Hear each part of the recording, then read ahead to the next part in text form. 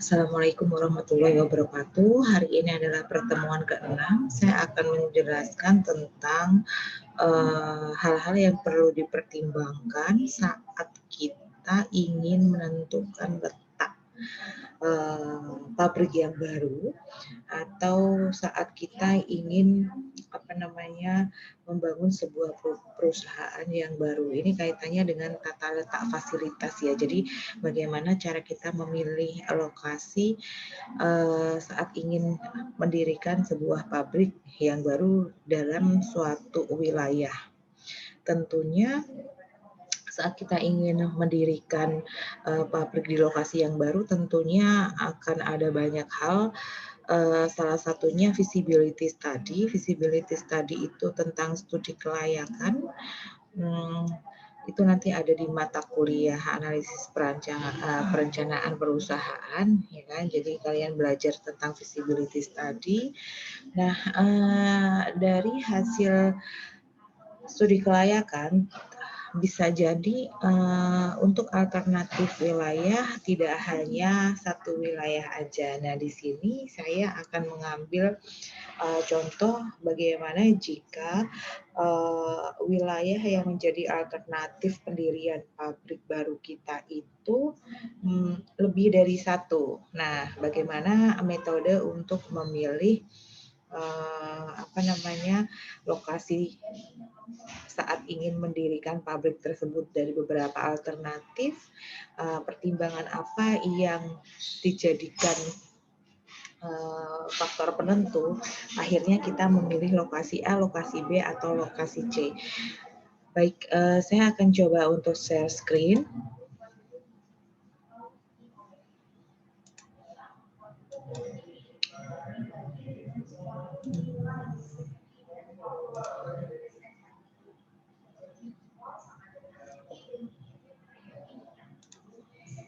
Untuk materinya sudah saya share ke ini ya, WhatsApp group. Baik, di sini. Nah, ada 8 faktor yang harus dipertimbangkan saat kita ingin menentukan lokasi pabrik. Yang pertama, market location. Apakah lokasi dari pasar, di mana pasar itu adalah sekumpulan dari konsumen dan penjual, calon konsumen, ya kan? Bagaimana apakah lokasi dari market tersebut, lokasi dari pasar tersebut strategis letaknya dengan perusahaan atau pabrik yang akan kita dirikan, gitu. Jangan sampai saat kita menentukan lokasi untuk mendirikan pabrik tersebut, ternyata lokasi tersebut jauh dari pasar. Nanti siapa yang mau beli produk kita, ya kan? Kemudian raw material location, dekat nggak aksesnya dengan bahan baku yang kita butuhkan, gitu. Jangan sampai nantinya lokasinya sudah dipilih, ternyata untuk mendapatkan bahan baku dari produk yang akan kita olah ternyata susah, gitu. Kemudian transportasi, akses jalannya mudah atau tidak, gitu. Karena transportasi di sini akan berkaitan erat dengan aktivitas distribusi yang dilakukan oleh perusahaan yang akan kita dirikan atau pabrik yang akan kita dirikan. Kemudian power, di sana akses listriknya seperti apa, gitu. Sudah ada listrik belum di lokasi tersebut? Itu juga harus dipertimbangkan. Iklim, kemudian upah tenaga kerja, hukum yang berlaku di situ seperti apa, dan tentunya pembuangan limbah dari hasil produksi yang kita lakukan, aktivitas produksi yang kita lakukan tentunya akan menimbulkan limbah. Nah, itu dipikirkan bagaimana instalasi pembuangan air limbah saat kita ingin mendirikan pabrik di suatu wilayah, untuk pembuangan limbahnya seperti apa. Nah, itu yang perlu menjadi pertimbangan kita saat kita ingin mendirikan sebuah pabrik di suatu lokasi. Nah, di sini ada beberapa metode yang bisa digunakan. Yang pertama gravity location, kemudian metode analisis transportasi, dan Brown-Gibson. Nah, hari ini saya akan menjelaskan untuk metode gravity location. Dalam metode gravity location di sini, asumsi yang berlaku, yang pertama kita harus tahu dulu lokasi sumber dari bahan baku atau materialnya. Kemudian lokasi daerah pemasarannya. Jadi di metode ini nanti kita akan menganalisis berapakah jarak dari satu alternatif wilayah yang kita akan pertimbangkan ke daerah distribusi yang akan kita tuju gitu. Nah, dari situ nanti kita akan tahu, oh ternyata kalau kita di lokasi A, nanti saat kita melakukan distribusi, kegiatan distribusi di kota B, kota C, kota D, itu ternyata jaraknya jauh atau dekat, memungkinkan atau tidak gitu. Karena kaitannya aktivitas distribusi itu kan dengan biaya gitu. Ada biaya di situ. Jadi sebisa mungkin kalau kita ingin mendirikan pabrik di suatu wilayah, tentunya lokasinya harus mudah dijangkau gitu, dan strategis tentunya. Nah, di metode gravity location di sini fungsi tujuannya adalah minimum gitu, di mana D di sini adalah jarak. Baik, D di sini adalah jarak.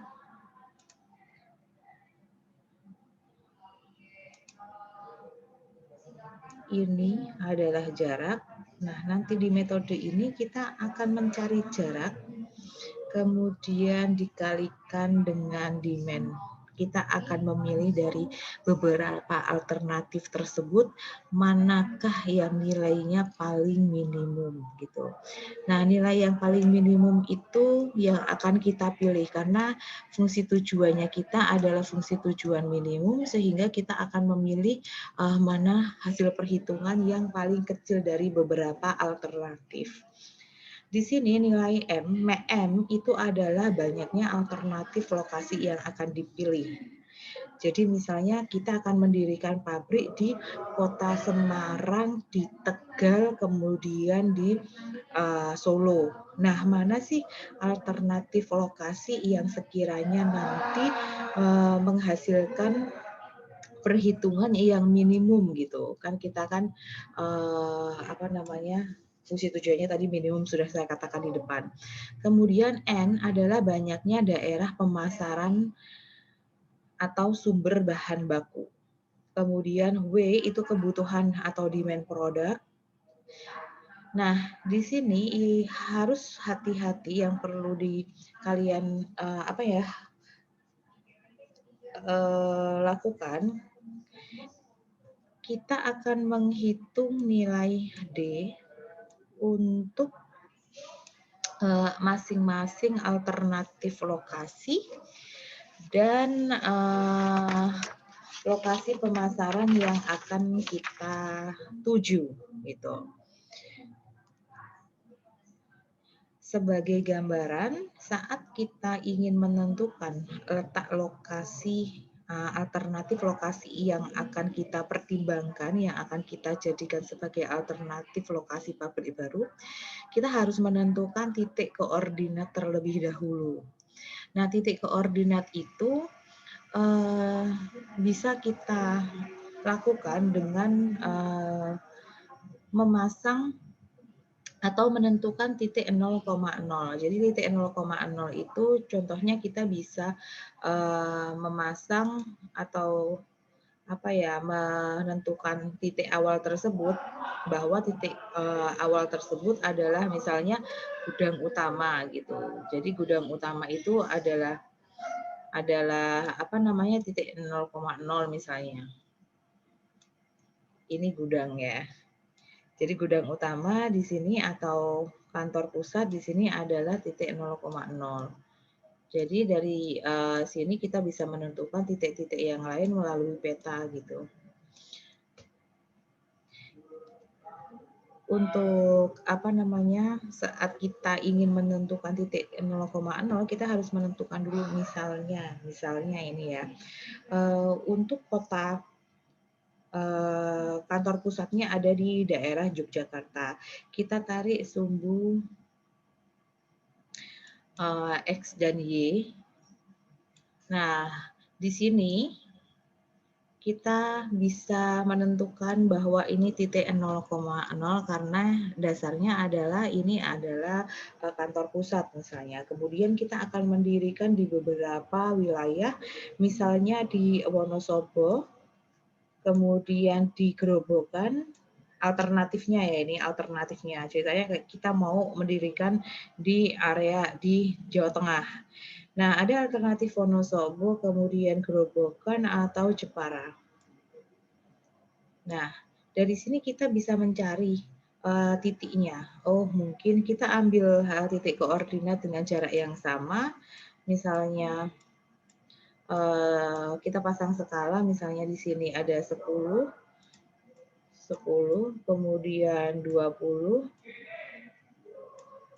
kemudian 30, di sini 40.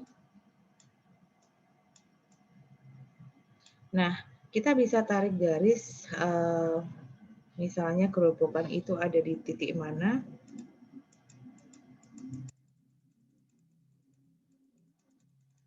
Kemudian dari sini asal titik 0,0 titik utamanya jelas, sumbu XY 0,0-nya jelas, kita bisa menentukan posisi Grobogan ada di mana, kemudian posisi Jepara ada di mana gitu, sehingga nanti hasilnya seperti ini, kita tahu posisinya ada di mana. Kenapa harus tahu itu? Karena di sini kita akan menghitung jarak berdasarkan titik koordinat X dan Y. Di sini untuk soal latihannya, di sini ada sebuah perusahaan elektronik bermaksud untuk mendirikan sebuah pabrik baru. Berdasarkan hasil studi kelayakan diperoleh alternatif untuk jarak koordinat lokasi, ini di sini dalam satuan puluhan kilometer sebagai berikut.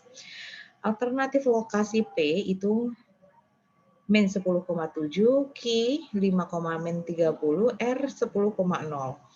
Nah, ini yang nantinya akan menjadi sumbu X dan Y. X dan Y. Berarti ini X untuk P ini X-nya, ini Y-nya, untuk Q ini 5, ini X-nya, ini Y-nya dan seterusnya. Nah, di sini ada daerah pemasaran yang harus dipenuhi kebutuhannya. Tadi untuk yang perlu diketahui ada alternatif lokasi yang akan dipilih untuk pabrik kita, sama satu lagi harus ada lokasi untuk daerah pemasaran yang akan kita tuju untuk kegiatan, untuk aktivitas pendistribusian produk yang akan produk yang sudah kita buat gitu. Itu harus ada. Nah, dari daerah pemasaran ini ada 5 daerah pemasaran dengan koordinat masing-masing seperti ini. Jadi daerah pemasaran A ini nantinya jadi A, nilai A,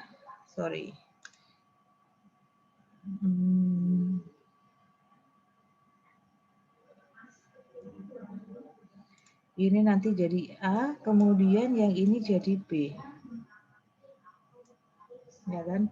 Dengan rumus X min A kuadrat plus Y min B kuadrat.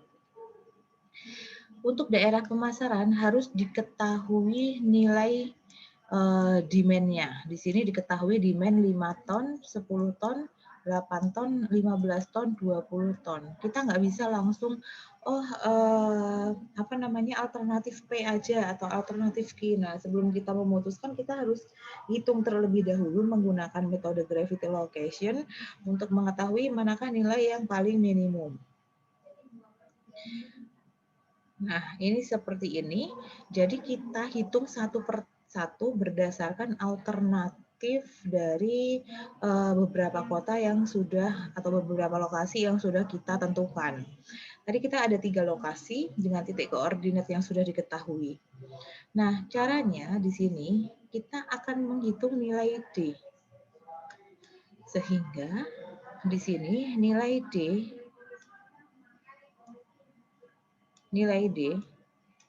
itu dicari dengan, ini baru lokasi yang P ya, akar X. X-nya berapa? Min 10, betul. X-nya min 10, kemudian dikurangi A. A itu ada 2. Ini A. A dari lokasi pemasaran A gitu ya. Kemudian di sini ada kuadrat, jangan lupa. Kemudian plus Y-nya. Y-nya berapa? Y-nya itu ada 7. Kemudian min B. B-nya min 15. Sehingga min ketemu min plus. Sini 15.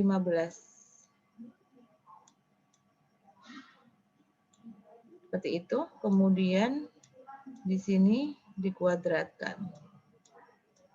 Ketemunya berapa? Di sini min 10 min 12 berarti min 12 kuadrat hasilnya 144, kemudian 7 plus 15 hasilnya di sini 22 kuadrat 484 sehingga ketemu akar 628 dikuadrat akar kuadrat ketemunya berarti nilai D itu adalah akar 628 ketemunya adalah 25,06. Seperti itu caranya, dicari masing-masing 2,5,0. Ini saya bulatkan ya. Jadi kita cari satu-satu. Kemudian untuk yang B kita carinya ya min 10, kemudian dikurangi min 5 sehingga min 10 plus 5 gitu kan.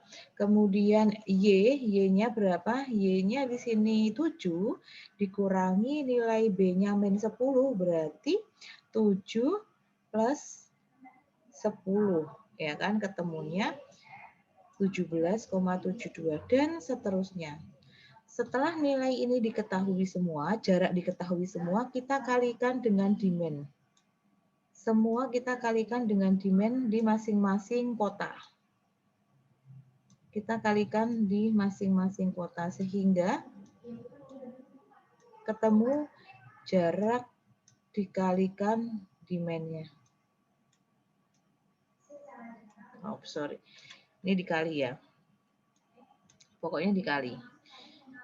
25,06 dikali 5 ketemunya 125,3, 17,72 dikali 10 itu 177,2 dan seterusnya. Seperti itu. Sehingga hasil akhir dari analisis jarak kalikan demand ini kan diminta untuk menjumlahkan. Ketemunya 806,74. Analisis ini dilakukan untuk di semua alternatif lokasi, karena tadi alternatif lokasinya sudah ditentukan di depan.